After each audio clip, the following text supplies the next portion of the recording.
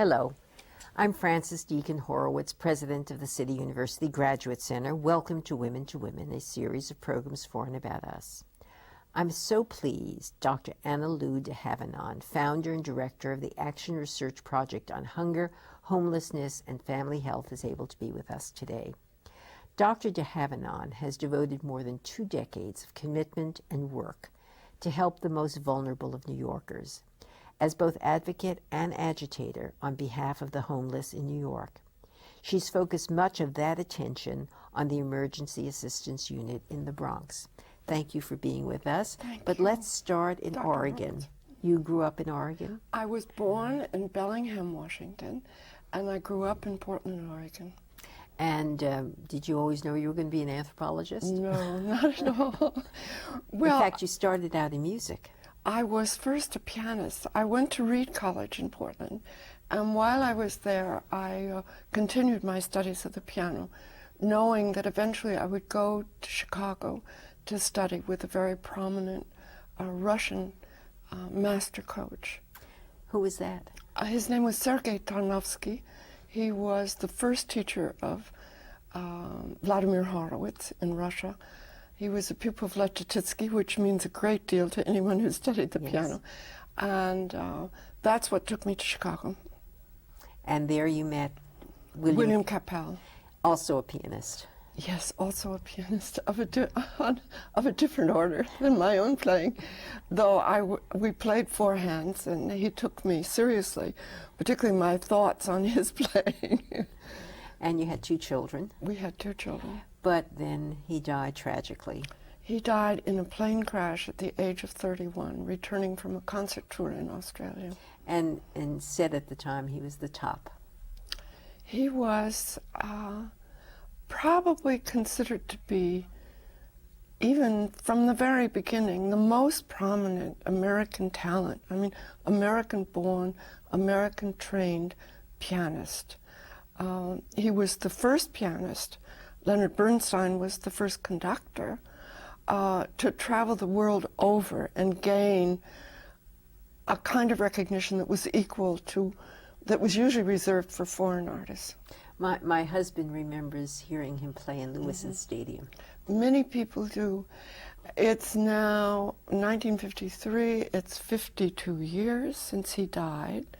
I still meet people who remember the date that he died and what they were doing. My goodness. He was a very evocative, exciting performer. But with his passing, that left you with 2 young children. Did you then decide to become an anthropologist? Oh, no, that came quite a few years later. I was totally devastated. I was 26 years old. I had never experienced death close to me. My grandparents were still living. Mm-hmm. I've always envied people who were able to say goodbye to their family members when they were dying ahead of time. And we never had a chance really to say that kind of goodbye. Fortunately, he didn't suffer. I had a psychologist friend who explained to me that in that kind of situation he would not have suffered. The children were 2 and 4. Mm. It was devastating.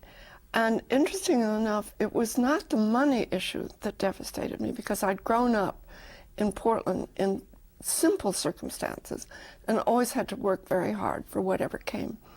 And it was losing him. It was losing him as a person and him as a pianist.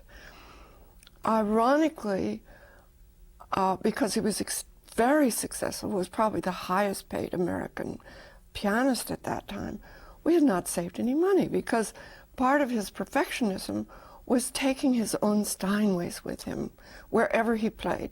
I mean, I remember saying goodbye to the Steinway after a concert in Bahia, Brazil. There were 2 Steinways taken to Australia.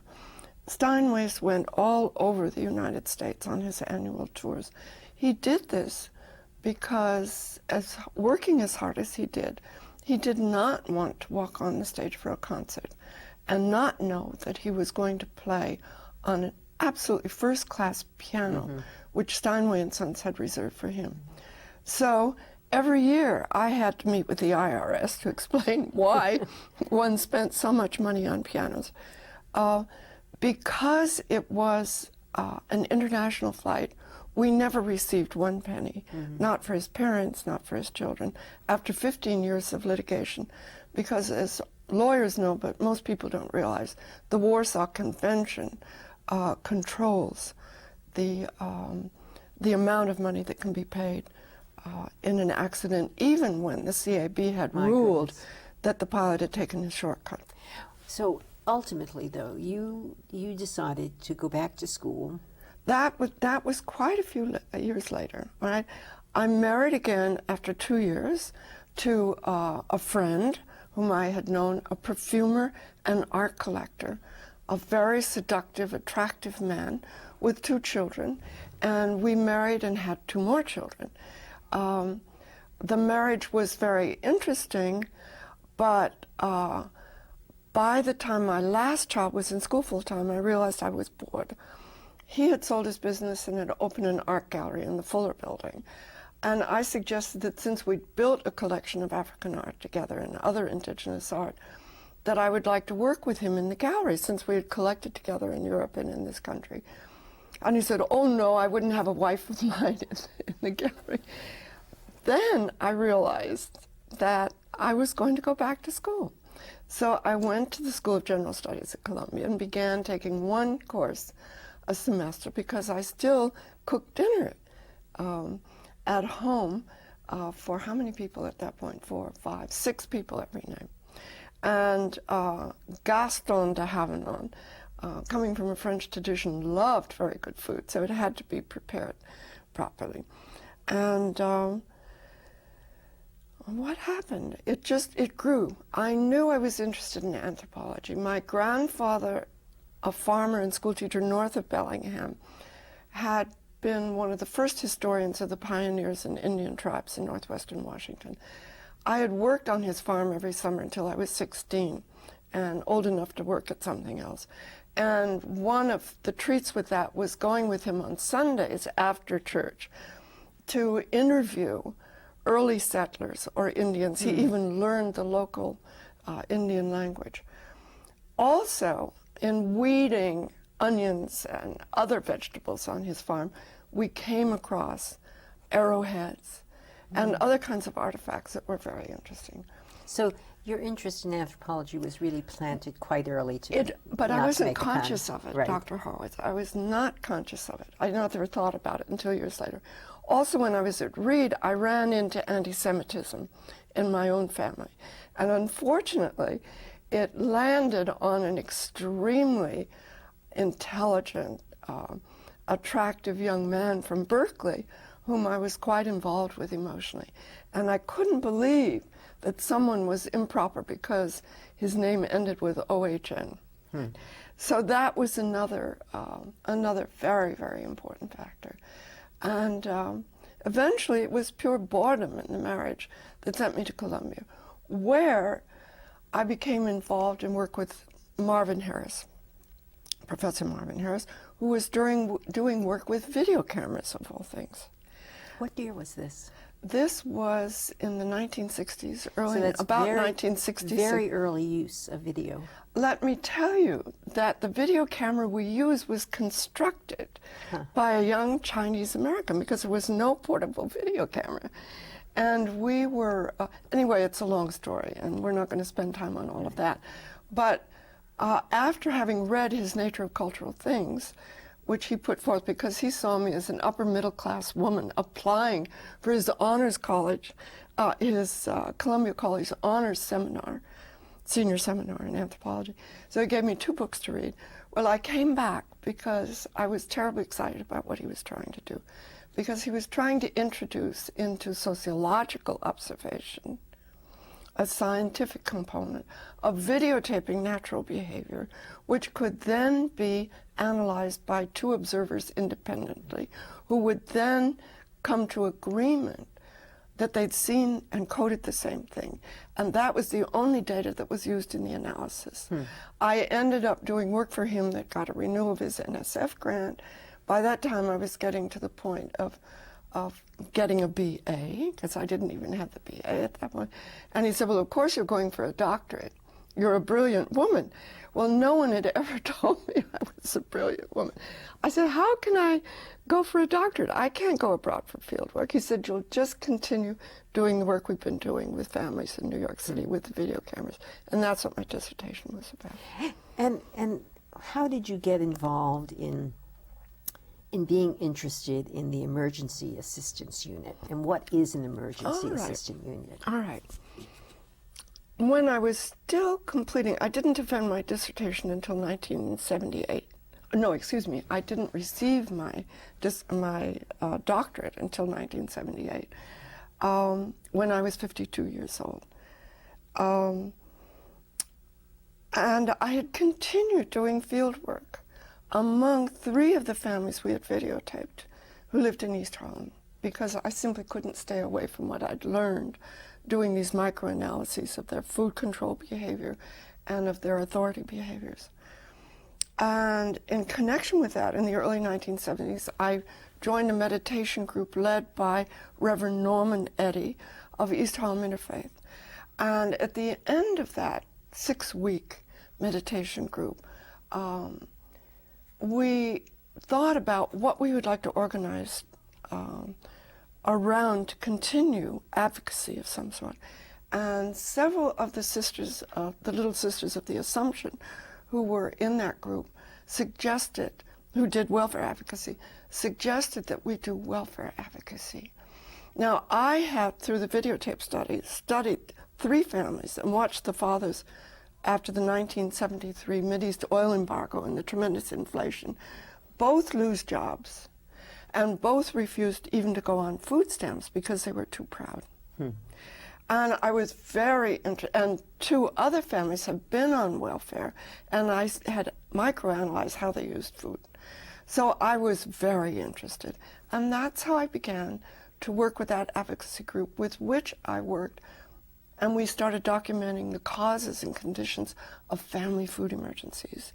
And 5 of these religious voluntary agencies completed a 1-page questionnaire that I had designed with families who came that they discovered had no more food. Because in 1979, no one thought there was hunger in the U.S. And even the sisters only found out as they were doing welfare advocacy for individual families that they'd run out of food and that the welfare center was no longer giving emergency food stamps. So we decided to document the causes and conditions of family food emergencies. In 79, and we always released our findings.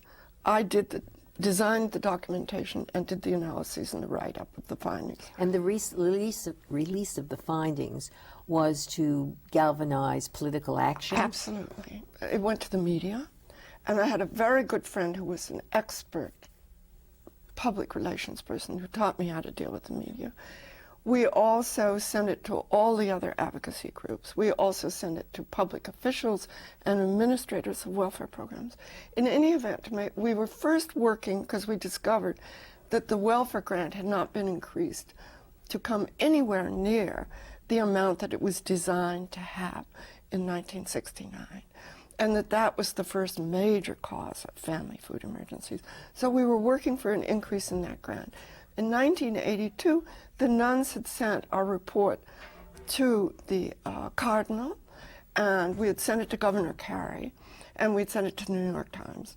And in 1982, the Times did an editorial citing our documentation as the reason to increase the basic welfare grant.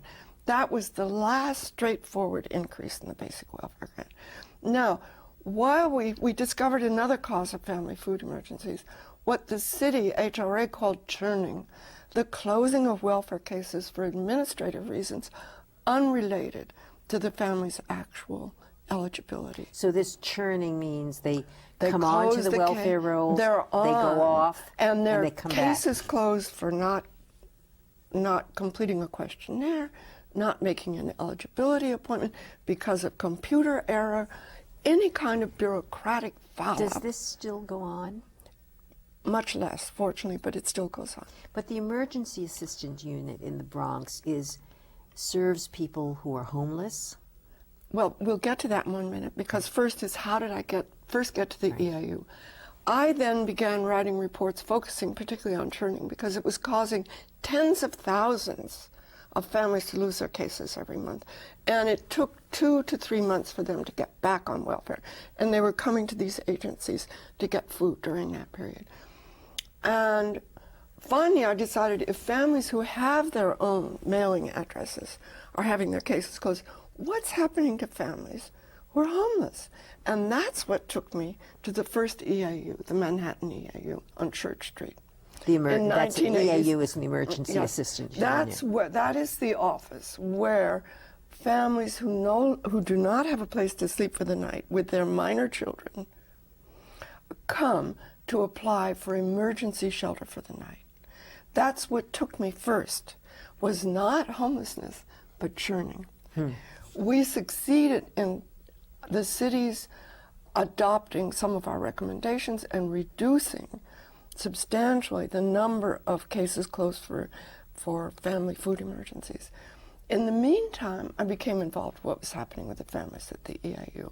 That is so in 1987, I released a food emergency report and a report on homeless families at the EIU. That was the first study. I did annual studies of families at the EIUs until 2004. And the EIU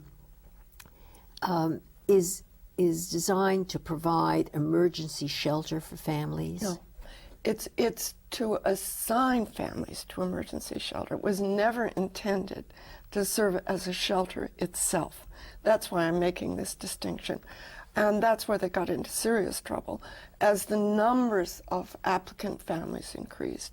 In the Dinkins administration, they closed the EIUs in Queens, Brooklyn, and Manhattan.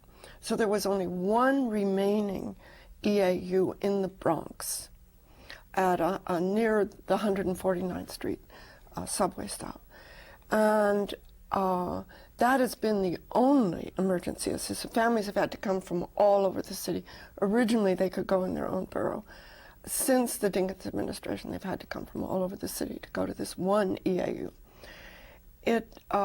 Soon, Legal Aid, first Bob Hayes and the Coalition for the Homeless did the first affidavit, because my research methodology required that I stay as late as the hour that it took a family, an individual family that I'd interviewed, using a systematic sampling method, not random, but systematic, to interview what time they left the EIU and where they went for shelter and how long the shelter was for. That was my methodology. In the summer of 1986, I had to stay overnight because families that I'd interviewed were not sent to shelter in time. They slept at the EIU, and I stayed there in order to collect my data. Then that problem didn't exist for quite a long time until the Bronx EIU became the sole EIU.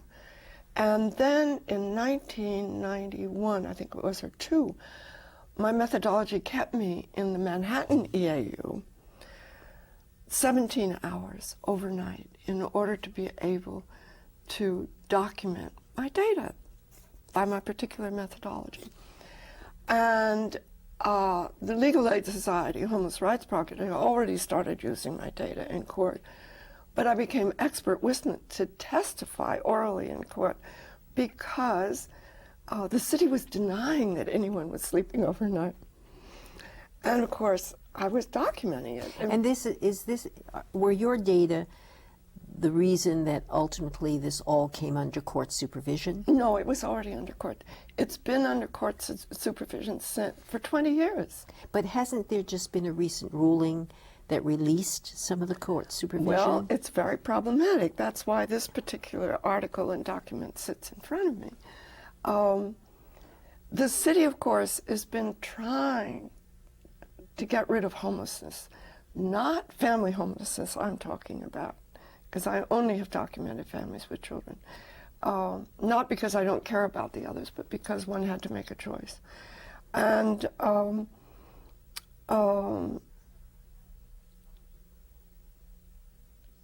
Legal Aid has done a perfectly remarkable job. I understand there was an article in the Post absolutely castigating Steve Banks, who has saved Legal Aid from its bankruptcy, for what he's done with homeless families. And of course, that's totally outrageous, and that he was only doing it to serve his own interests. That's what they're trying to. Well, nothing could be further from the truth. He has young children, a wife who's a housing court judge, by the way. And he's just been remarkable in terms of his expertise and his commitment. The city was always trying to decrease homelessness, but not by actually providing more affordable housing or usually more shelter. They were privatizing shelter long before privatization became a la mode all over the world, and particularly in the United States, because of political policies. And they were just trying to decrease the numbers. Why? Do you understand what I'm saying? Yes. In other words, they were trying to decrease the public numbers of the homeless. Why? I mean, you must be the third or fourth person I've had on this program on the issue of homelessness, and particularly family homelessness. Why is this problem so intractable? Why? Because we still have poverty. The last time the city published the statistics out of its planning office on how many families were paying more than half of the median rent out of their welfare grant or whatever money they could muster, how many families were living in housing that the city would have to take their children into foster care if they knew they were living in that condition, how many families were living in overcrowded double-ups. My total, I think it was 3 years ago now that the city last published those statistics. In the Giuliani administration, they simply stopped publishing, was over 800,000 families with children at risk of homelessness. So what does that tell you? No housing for what people could pay for. And of course, we'd always documented the welfare shelter allowance is still it's $415 now for a family of three, which is the median welfare family. Now, for years, nobody's been able to rent an apartment for anything like that amount of money with one bedroom, not to speak of two bedroom if you had children of both genders. But recently, both the mayor and the housing commissioner, Linda Gibbs, have gotten kudos for their efforts to really make changes. Their efforts in PR are spectacular. It's the best PR I've seen coming out of a government agency in New York City in all these years. Need I say more? I mean, I believe in direct observation, in documentation of the reality of what is going on, counting it with reliable numbers as often as you possibly can, and recognizing that. They are not recognizing it. They are hoping with their new proposal. My work has shown every year since 1986 that about 2/3, more or less, of the families applying for shelter have come out of someone else's apartment. Their new plan, if implemented, would permit those families to reapply, but they would not provide them with shelter for the night of the day they reapplied for the very first time, because the state constitution and local law, backed up by legal aid, have fought for those families' rights to keep their children off the street. Now, this new proposal would no longer shelter those families, even for the night if they came to reapply. Now, what my documentation, very careful quantified documentation, for all these years has shown is that families are coming out of double-ups because they're terribly overcrowded. They may have been sleeping on the living room floor. The parents don't have their own bed. They oftentimes can't use the kitchen. Oftentimes there's violence of one kind or another in the apartment. Very often the landlord is saying he will evict the primary tenant if the doubled up family doesn't go. So to me, this proposal is totally unrealistic. It's avoiding the whole issue of what causes all this doubling up that's been going on forever. But it is the shortage of really affordable housing. That's why I said, back to the main thing is housing and a welfare grant or subsidies, which is what I support now, because Clinton has basically did away with welfare as we knew it. It would have to be subsidies like the Section 8 or like the Jiggets relief subsidy that families get, which I won't go into the details now, but anybody who's familiar with this story will know what I'm talking about. These kinds of subsidies tomorrow at a level of what rent is, and I understood last week it's impossible to find an apartment with one bedroom for less than $1,200 anywhere in the city. So where are these families going to go? The only way is to enable them to rent. And no one's talking about doing that. They're talking about building, the mayor is talking about building thousands of affordable housing units within the next X years. Now that takes time. What is that going to do for the families at the EIU? What is that going to do for the families at the EIU that the city will not shelter if this new proposal goes through? Well, and we will see them on the street. Do we have to wait? As I have said, I live in a rent-controlled apartment where I've lived since 1956. And I look out on Fifth Avenue. In 1972, I first saw men sleeping on the benches, single men sleeping on the benches the night for the first time. That was the time that the city was letting them out of the psychiatric hospitals because they had medication. They were supposed to have places to live in the community, never got it. When I see a mother or a father with minor children in that situation, I will cross Fifth Avenue, take them into my building to the lobby, and call legal aid, because that has to happen. Well, Dr. Dehavenon, you have done heroic work. We could talk for many more hours about what you've done. Thank you. I'm sorry, but we're out of time. My appreciation to Dr. Annalou Dehavenon for joining us. For the City University Graduate Center and Women to Women, I'm Frances Deacon Horowitz.